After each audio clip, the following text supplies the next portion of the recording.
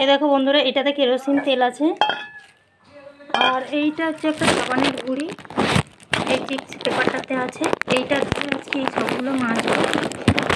কালকে বৃহস্পতিবার, তো কালকে মেজে মাজার পরে পুজো করতে অনেকটা দেরি হয়ে যাবে, তাই জন্য আগে থেকে এটা একটু মেজে রাখলাম।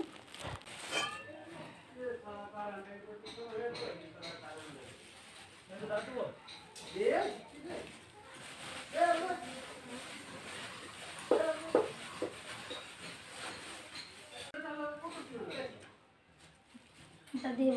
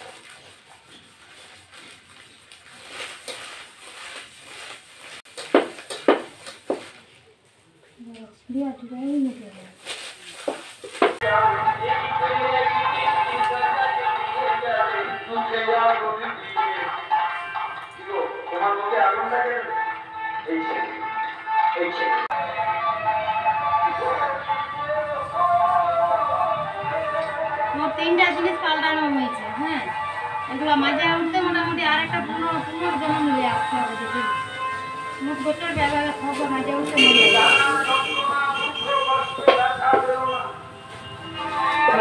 এটাই হয় কিনা দেখি।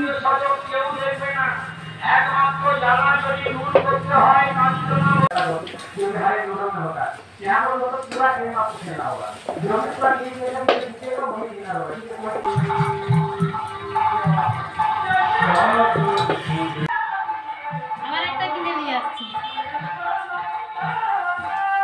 দেখি এটাতে হয় কিনা।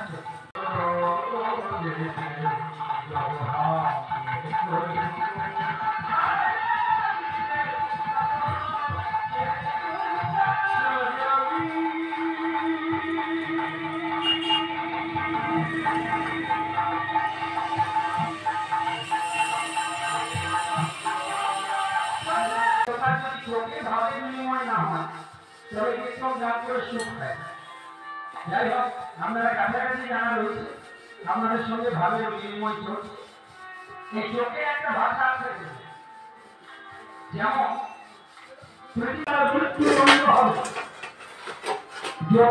এই দেখো বন্ধুরা, সবগুলো মাজা হয়ে গেছে আপাতত। যা করে একটা যেমন তেমন করে একটু মেজেছি, ঠিক ভালো মতন করে পারলাম নি।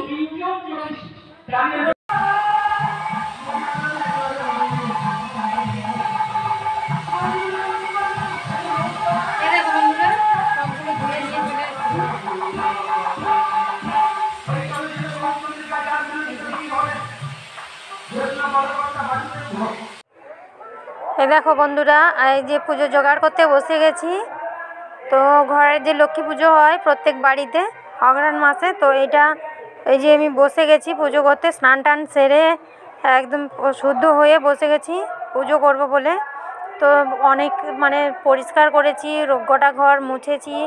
তারপরে প্রথমে উঠে ঝাঁটার দিয়ে থালা ডালা মেজে রেখে দিয়ে, গতকালের সেই শুকুরি থালা ডালাগুলো মেজে রেখে দিয়ে তারপরে ঘরটর করে মুছে টুছে তারপরে নিজে স্নান করে এই যে বসে গেছি। অনেকক্ষণ থেকে এর আয়োজন করতেছি পুজোর জন্য।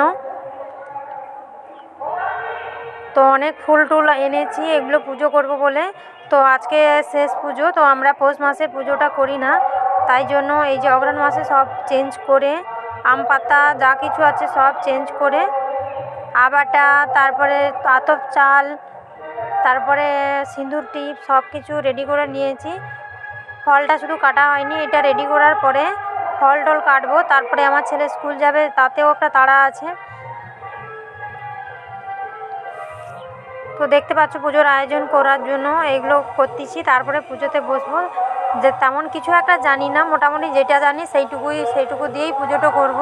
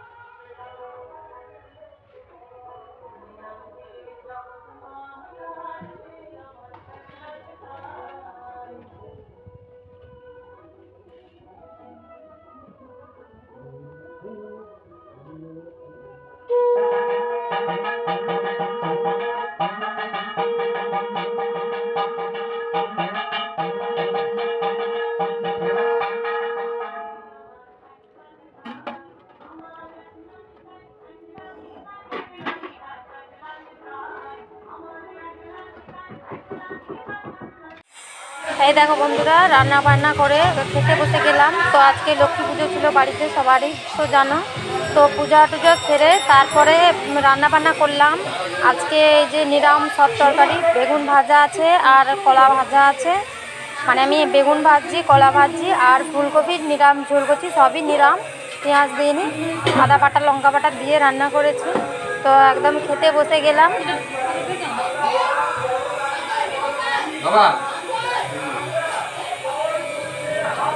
তো তোমরা আমার ভিডিওগুলো যদি দেখো, তোমরা প্লিজ একটি সাবস্ক্রাইব করে দিও আর লাইক করো, কমেন্ট করো। আর আমার ভিডিওটা কেমন হয় প্লিজ জানিও।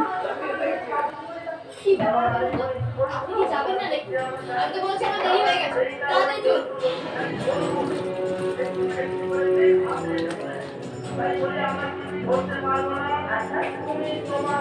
এই যে কি ব্যাপার বলুন তো? আমি তো কিছুই বুঝতে পারছি না কি করতে এসেছি। খুব করে একটা অন্য রাস্তায় ঢুকিয়ে দিলেন। এই একটা শর্ত। আমার একটা ফাঁকা জায়গা থেকে গাড়ি দাঁড় করিয়ে দিলেন। কি করতে চাইছেন আপনি? আমার সাথে একই করছেন? বলছি না আমাদের আছে। চুপ করে দাঁড়িয়ে আছেন কেন? বলুন?